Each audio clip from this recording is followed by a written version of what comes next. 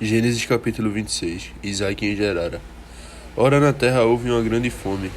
Depois da que tinha havido em tempo de Abraão, e Isaque partiu para Abimeleque, rei dos palestinos, que habitava na cidade de Gerara.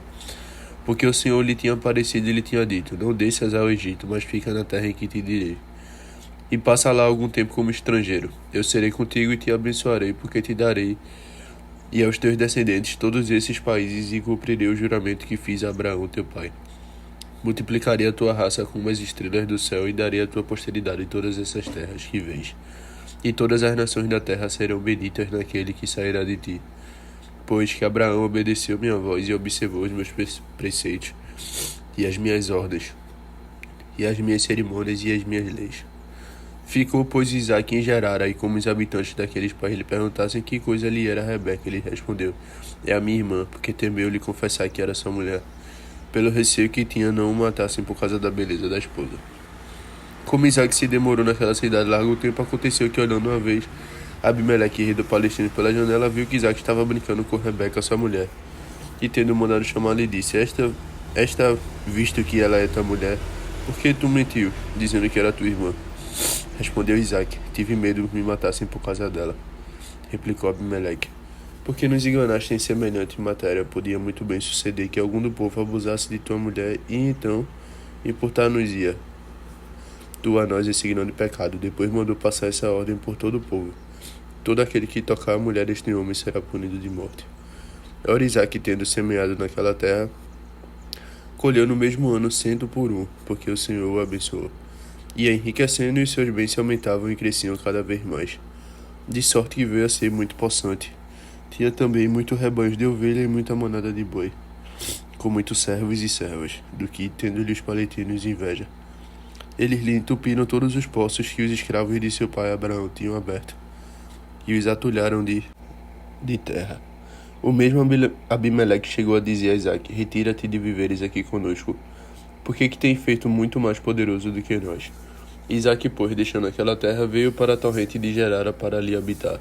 Fez despejar novamente outros poços, que os servos de seu pai ali tinham aberto, e que os filisteus, depois da sua morte, haviam também entupido.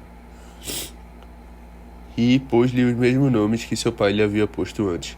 Cavaram também de novo no fundo da torrente e acharam água viva. Mas ainda nessa ocasião houve contenda entre os pastores de Gerara e os de Isaque, sustentando os primeiros que a água era sua. Por isso chamou Isaque a este poço Calúnia, atendendo ao que lhe tinha acontecido. Abriu ele ainda outro, que foi uma nova ocasião de rixa, e Isaque o chamou Inimizade. Partindo dali, abriu outro poço, acerca do qual não houve contestação nenhuma, por isso chamou Isaque Largura, dizendo: Agora nos pôs o Senhor ao largo, e nos fez crescer na terra. Isaque em Betsabé. Dali voltou Isaque para Betsabé, e na noite seguinte lhe apareceu o Senhor e lhe disse: Eu sou o Deus de Abraão teu pai, não temas, porque eu sou contigo. Eu te abençoarei e eu te multiplicarei a tua posteridade em atenção a Abraão meu servo. Erigiu Isaque, pois, um altar naquele sítio, e tendo invocado o nome do Senhor, pôs a sua tenda e mandou seus servos que abrissem ali um poço. E como Abimeleque e Ocosate, seu amigo, e Ficol, o general do seu exército, tivessem vindo de Gerar aquele lugar, Isaque lhe disse: Aqui vieste vós aqui ver um homem que vós aborrecei e que vós expulsaste da vossa companhia. E lhe responderam: Reparamos que o Senhor é contigo, e por isso dissemos: Façamos alianças recíprocas. E tu promete-nos com juramento que não hás de fazer mal nenhum, assim como nós te não temos feito coisa que te pudesse ofender. Mas nós te despedimos em paz, cheio da bênção do Senhor. Isaque, pois, lhe deu um banquete, e depois de terem comido e bebido, levantaram-se pela manhã e juraram aliança entre si. Isaque lhe disse adeus, e eles voltaram em paz para sua casa. No mesmo dia vieram dizer a Isaque seus servos que eles tinham achado água no poço que haviam aberto, pelo que chamou Isaque este poço Abundância, e a cidade foi posto o nome de Betsabé, que ela conserva até o dia de hoje. Esposas hititas de Esaú. Esaú, tendo 40 anos, tomou por mulher Judite, filha de Berietel, e a Besamete, filha de Elon, do mesmo país, ambas as quais deram muito desgosto a Isaque e a Rebeca. Gênesis capítulo 26, versículo 2. E o Senhor apareceu a Isaque e disse: Não desça ao Egito, habite na terra que eu lhe disser. Permaneça nessa terra, e estarei com você e o abençoarei, porque darei todas essas terras para você e sua descendência, e cumprirei o juramento que fiz a Abraão seu pai. e multiplicarei a sua descendência como as estrelas. Dos céus darei todas essas terras aos seus descendentes, e por meio deles abençoarei todas as nações da terra, porque Abraão obedeceu a minha voz e guardou os meus mandamentos, meus preceitos, meus estatutos e minhas leis. Conselhos práticos. O papel do pai na continuidade da fé.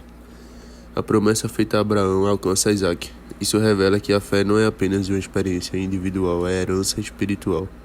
O pai não transmite apenas recursos, mas referência, direção e aliança.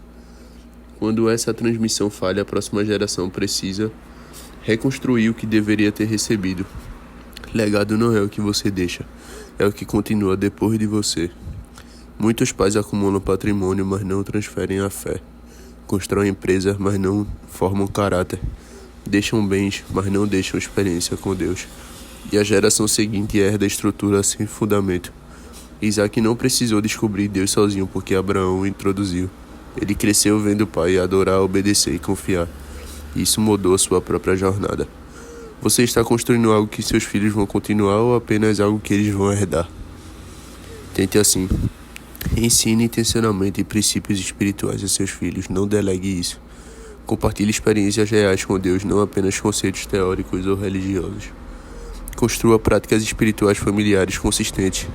Oração, leitura bíblica, conversa sobre fé. Priorize o legado eterno acima de conquistas temporais ou acúmulo material.